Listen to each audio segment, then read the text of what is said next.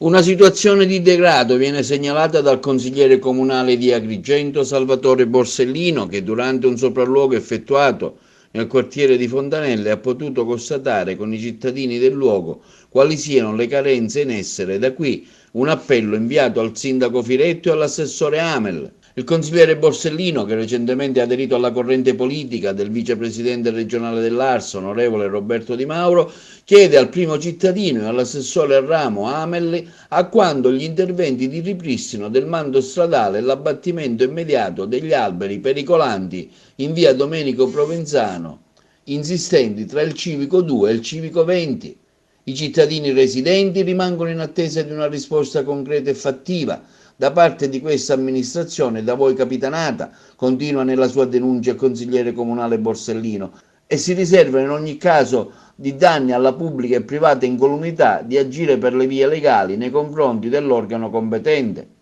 Si suggerisce, conclude il consigliere comunale Borsellino, altresì la rimozione delle panchine sottostanti, divenute nel frattempo ritrovo notturno per tossicodipendenti, come testimoniano le diverse siringhe ritrovate e rimosse dagli stessi residenti che si vedono nel filmato e nella foto.